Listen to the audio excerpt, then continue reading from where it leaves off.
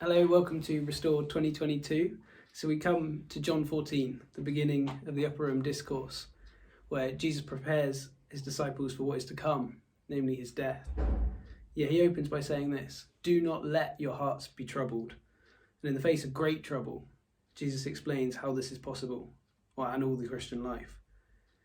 You believe in God, believe also in me. Perfect peace comes through believing in Jesus. In verse 27, he expands, saying, my peace I give to you, not as the world gives, do I give to you. The world gives a peace that is based on circumstance, but Jesus offers a peace that is not like the world gives. He offers his peace to you, for you to live in always, every moment of every day, in peace. And the only condition is this: you believe in God, believe also in me. Believe that he can give you this peace to live in constantly, and you will come to live in it. Following the blessing of being able to live in his peace, Jesus responds to Thomas's question about the way to the place Jesus has prepared to us. I am the way, the truth, and the life. No one comes to the Father except through me. Now, this is an emphatic statement about how to come to God, not only for salvation, but also in all things. If you sit in a service on Sunday morning expecting it to bring you closer to God, you'll often be disappointed because you have made that your way to God. But there is only one way, and that way is the person of Jesus. It's only through him that we can come closer to God. And we must, through constant fellowship with him, let him be our way in all things. And if Thomas did not understand Jesus as the way, then Philip did not understand that Jesus was also the bread of life, as we saw in John 6. Show us the Father, and we will be satisfied.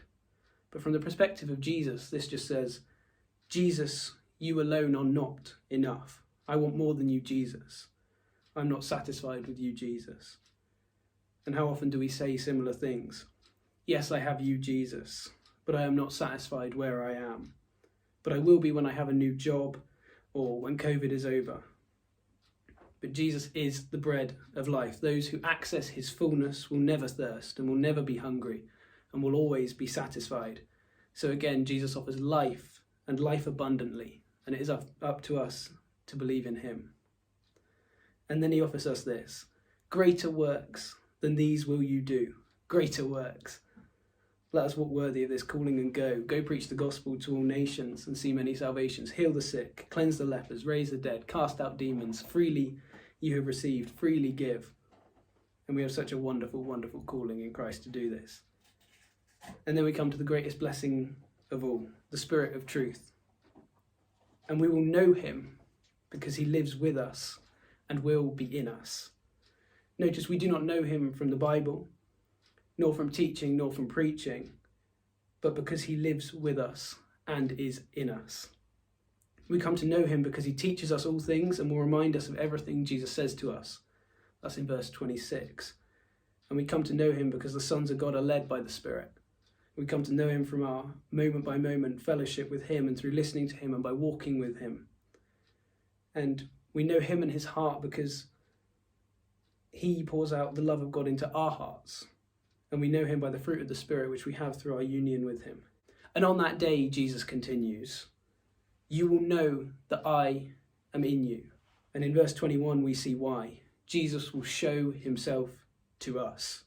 We know that Jesus is in us because he makes himself known.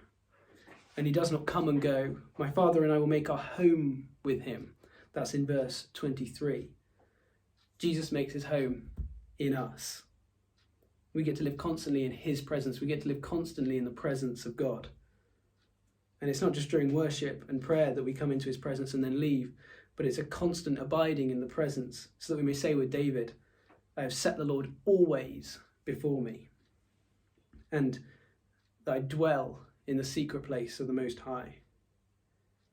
We saw in Genesis that Adam and Eve hid from the presence of the Lord, and that Cain went out from the presence. So now in Christ, we can have what they lost and come boldly to live constantly in the presence of God again. And all these things are offered to us in Christ. So let us, as Jesus said in verse 1, believe in him so that we may also enter the blessings. Thank you.